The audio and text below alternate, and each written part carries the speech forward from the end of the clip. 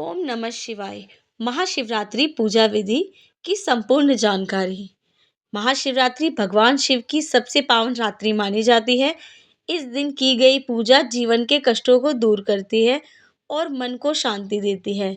प्रातः काल तैयारी करें, ब्रह्म मुहूर्त में उठकर स्नान करके स्वच्छ वस्त्र धारण करें। मन में शिव का स्मरण करें। अगर व्रत रख रहे हैं तो संकल्प ले, मैं महाशिवरात्रि का व्रत श्रद्धा और भक्ति से करूंगी। पूजा सामग्री है शिवलिंग या शिवजी की मूर्ति, जल या गंगा जल, दूध, दही, घी, शहद, शक्कर, बेलपत्र, भांग, धतूरा, फल फूल, दीपक और अगरबत्ती। शिवलिंग का अभिषेक बहुत महत्वपूर्ण। सबसे पहले शिवलिंग को जल से स्नान कराएं, फिर क्रम से अभिषेक करें। दूध, दही, घी, शहद, शक्कर। हर बार मन में ओम नमः शिवाय, अंत में फिर से जल अर्पित करें। बेलपत्र अर्पण विधि। बेलपत्र को उल्टा ना रखें।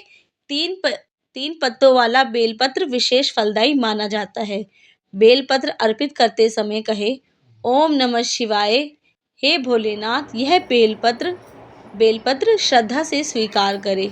दीप प्रज्वलन और आरती। दीपक जलाए, धूप अगरबत्ती अर्पित करें, शिव जी की आरती करें। अगर आरती ना आए तो सिर्फ इतना कहें, जय शिव शंकर, जय महादेव। मंत्र का जाप करना है आपको। महाशिवरात्रि के दिन यह मंत्र विशेष फल देता है।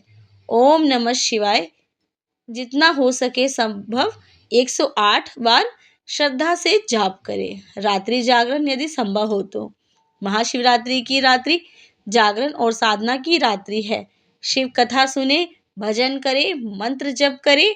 अगर पूरी रात जागरण ना हो पाए तो कुछ समय शिव का ध्यान जरूर करें। व्रत नियम। फलाहार करें, अनाज, नमक और तामसिक भोजन से बचें। मन, वचन और कर्म से शुद्ध रहें। पूजा के बाद संकल्प लेना है, हे महादेव, मेरी पूजा में हुई किसी भी त्रुटि को क्षमा करे, मुझ पर और मेरे परिवार पर अपनी कृपा बनाए रखे। महाशिवरात्रि का फल।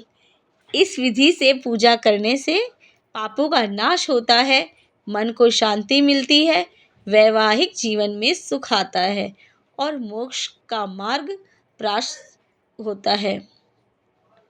समापन। भोलेनाथ आडंबर नहीं, सच्चा मन चाहते हैं।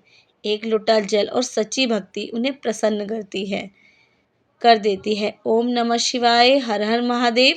अगर आप भी महाशिवरात्रि पर पूजा करते हैं तो कमेंट पर हर हर ओम नमः शिवाय। शिव पार्वती विवाह की पावन कथा। भगवान शिव त्रिलोचन महादेव भोलेनाथ वैराग्य और तपस्या के प्रतीक हैं। माँ पार्वती शक्ति, प्रेम और समर्पण की मूर्ति है।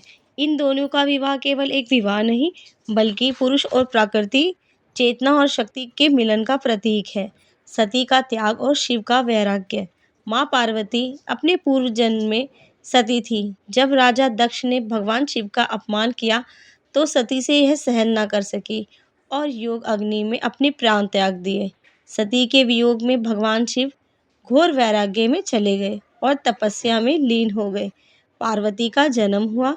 सती ने माँ पार्वती के रूप में राजा हिमालय और माता मैना के घर जन्म लिया।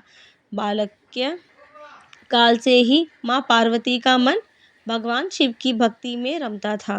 पार्वती की कठोर तपस्या।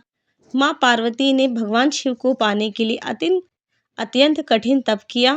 वे वर्षों तक फल फूल का त्याग, जल का संयम और कठोर साधना करती रही।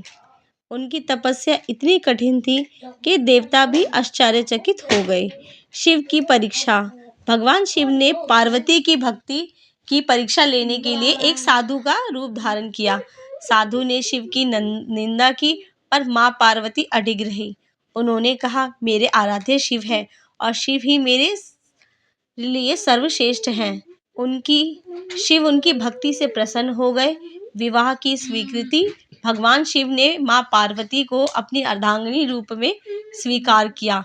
देवताओं में आनंद छा गया।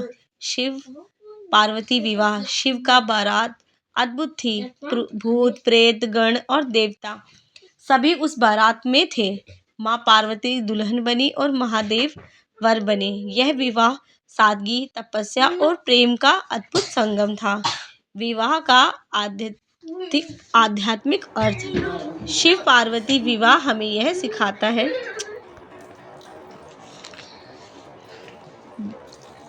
शिव पार्वती आध्यात्मिक अर्थ। शिव पार्वती विवाह हमें सिखाता है प्रेम में धैर्य, भक्ति में अडिगता और त्याग में शक्ति। जब भक्ति सच्ची हो तो ईश्वर स्वयं भक्त को स्वीकार करते हैं। समापन प्रार्थना। हे महादेव, हे माता पार्वती, हमारे जीवन में आपका प्रेम, आपकी कृपा और आपका आशीर्वाद सदैव बना रहे। हमारे घर में सुख शांति और वैवाहिक सौहार्द बना रहे। ओम नमः शिवाय। हर हर महादेव। अगर आप शिव पार्वती विवाह कथा से जुड़े हैं तो कमेंट में हर हर महादेव ज़रूर लिखें और बताएं आप किस शहर से सुन रहे हैं। ओम नमः शिवाय। हर हर महादेव।